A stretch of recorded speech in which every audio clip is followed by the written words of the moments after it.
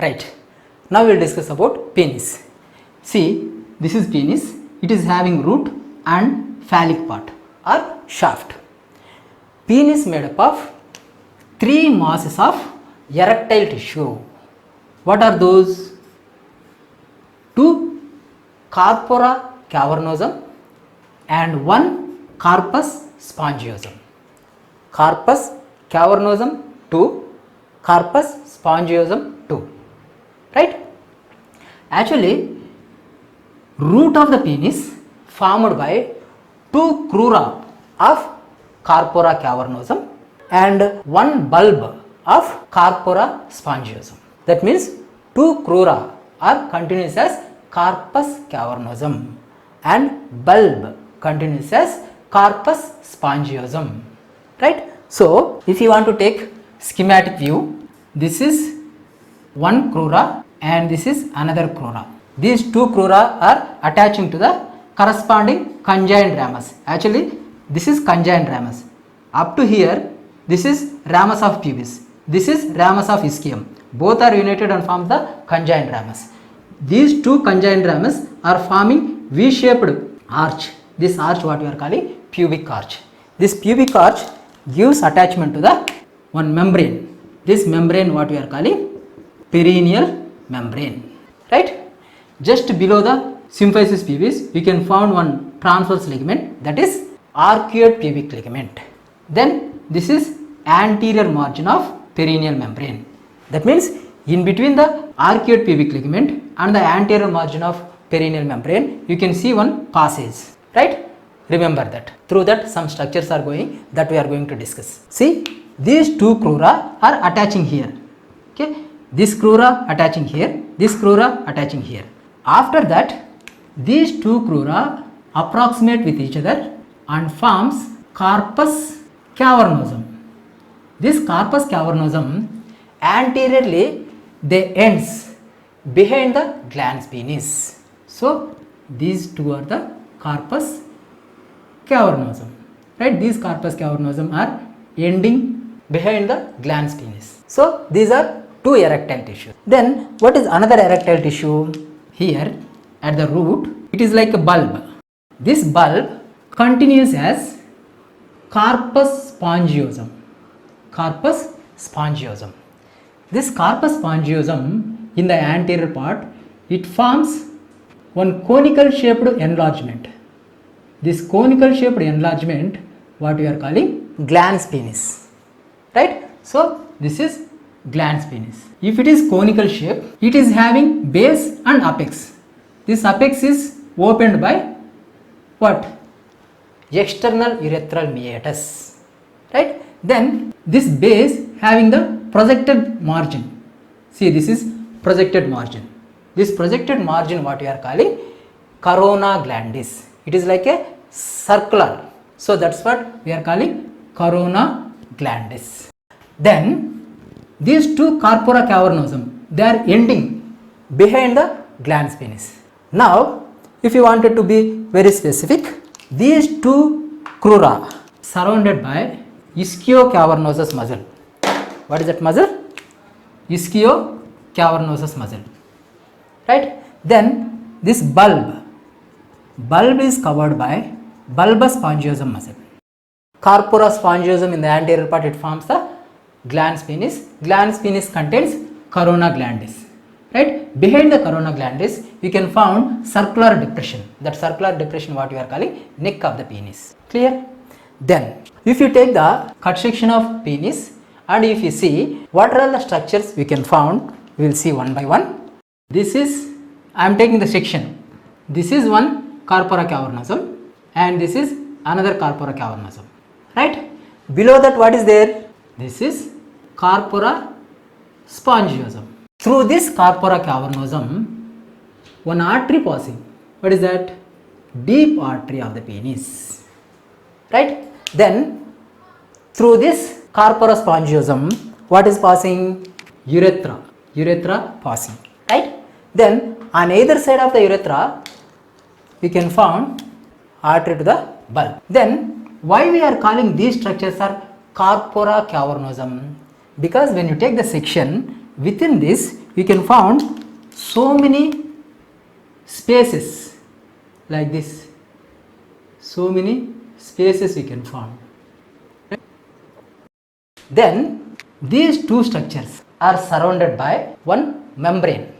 That membrane what we are calling Tunica albuginea. What is that membrane? Tunica albuginea. The Tunica albuginea having inner circular fibers and outer longitudinal fibers. So these are inner circular fibers. Of course, outer longitudinal fibers also present. Right? In the same manner, this corpus spongiosum also covered by connective tissue. Right? So this is fibrous layer which is covering the two corpora cavernosum.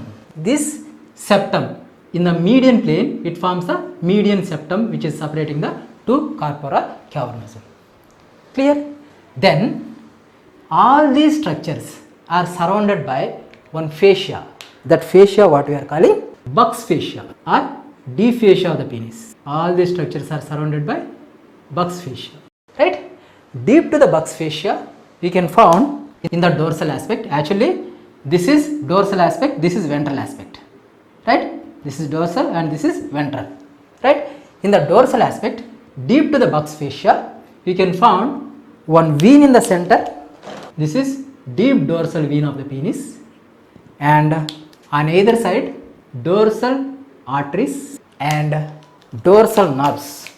Here dorsal nerves. This D fascia surrounded by loose areolar tissue. What is that? It is surrounded by loose areolar tissue. This loose areolar tissue devoid of fat. That means no fat will be present in the loose areolar tissue of the penis. That means subcutaneous tissue of the penis contains no fat. Right? After that, within this loose areolar tissue, we can found one vein. That vein is superficial dorsal vein. Superficial dorsal vein of penis. Then this total structure surrounded by skin. So this is structure of penis. Right? If we take the cut section, you can see the penis like this. Now this skin, it covers like this. I am drawing with different color. See, this is the skin of the penis. It is surrounding like this. It covers the glans penis also. Then it reflects back and attaches to the neck of the penis. That means this is skin. Skin after covering the glans penis, it reflected back and attaches to the neck. So this is the skin which is covering the glans penis. Is it? This skin we can retract back. Is it? So this part of the skin what we are calling prepuce or foreskin. So in between the foreskin and glans penis, here one potential space is there.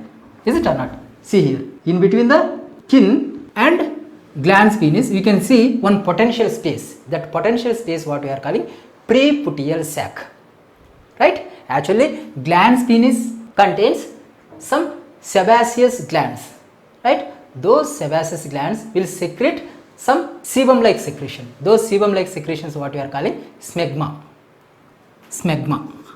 So that smegma will be accumulated within the preputtier sac. Then here we have to discuss one more thing. See, if it is skin, in the inferior aspect, it shows one fold like this in the inferior aspect. That fold what we are calling, or that fold of skin what we are calling frenulum. So here in the inferior aspect of the glans penis, you can see one fold of skin. That fold of skin what we are calling frenulum. Clear? So this is about structure of penis. Right? Very simple. It is made up of three erectile tissues: corpora cavernosum 2 and corpora spongiosum 1. Right? Through the corpora spongiosum, there will be passage of urethra. Right? Actually, within the bulb, we can see one dilatation of urethra. This dilatation of urethra, what we are calling intrabulbar fossa. And another fossa we can found in the glans penis, or another dilatation we can see in the glans penis. That dilatation what we are calling navicular fossa. Clear? So this is the structure of penis. Clear? Now we will see what are all the supports of penis. That means what are the structures which are giving attachment to the penis for anchoring, right? See, in the anterior abdominal wall, in the midline, you can find one raphe. What is this raphe? Linea alba, right? This linea alba, when it reaches to the penis, splits and encloses the penis. So, this ligament, what we are calling fundiform ligament. What is this ligament? Fundiform ligament, right? Then there will be one more ligament, that is suspensory ligament. This suspensory ligament extending from the symphysis pubis and surrounds the fascia which is covering the penis, right? So this is suspensory ligament and this is fundiform ligament. Then we will see blood supply. Blood supply of penis by, see what are these arteries? Deep artery of the penis. And what are these arteries? Dorsal arteries of the penis. And what are these arteries? Artery of the bulb.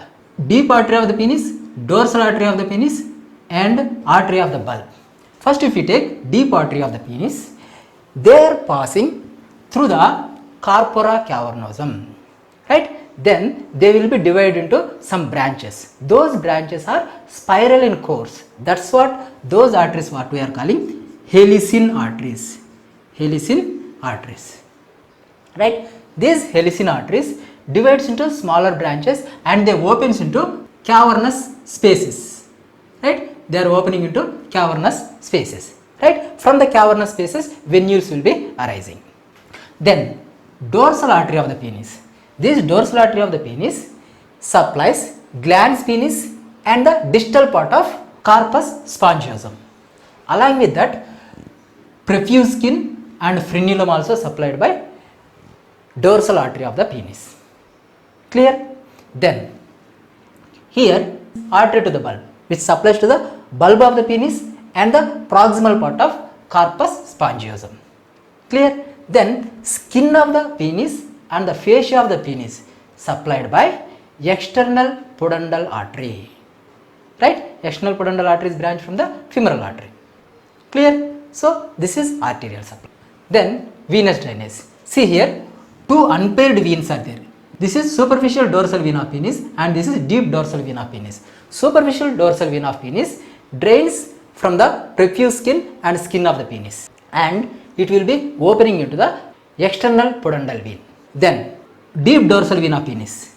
This is deep dorsal vena of penis present beneath the buccal fascia or buccal membrane. Is it?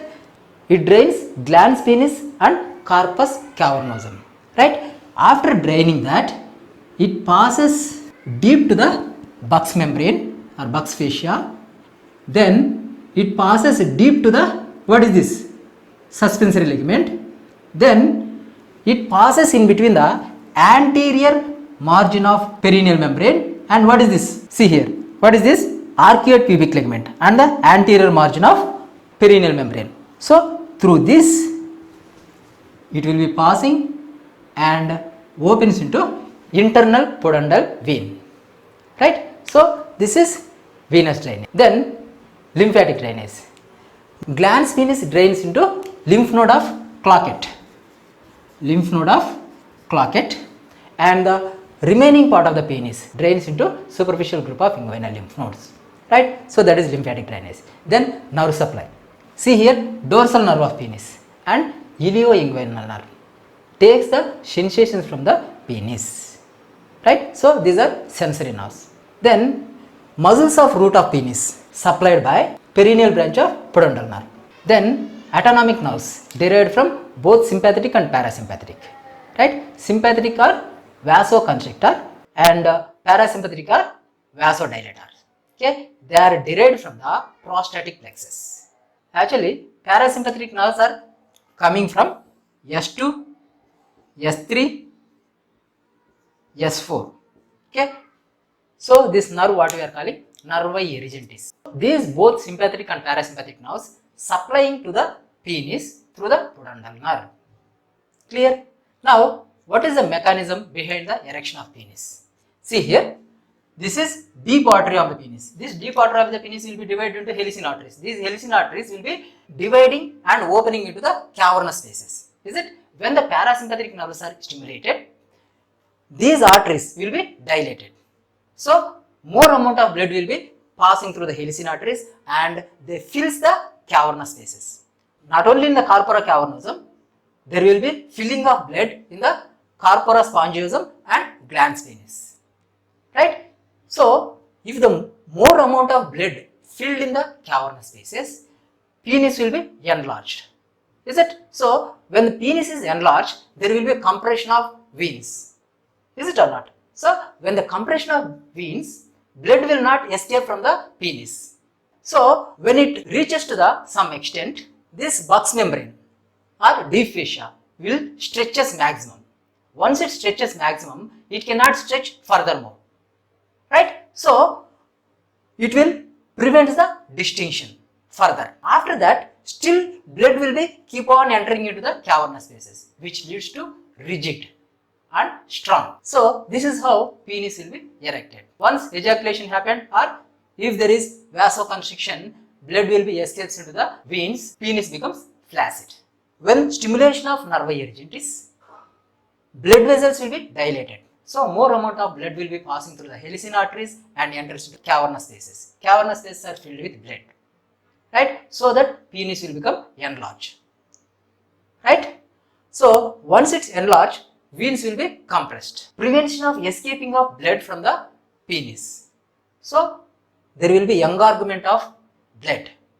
Because of accumulation of blood in the cavernous spaces, this buccal membrane will be stretched maximum. When it reaches to the maximum stretching, it will not stretch further. Still, blood will be entering into the cavernous spaces, which leads to rigid penis. That means there will be increasing the pressure within the cavernous spaces, right? Which leads to rigid penis.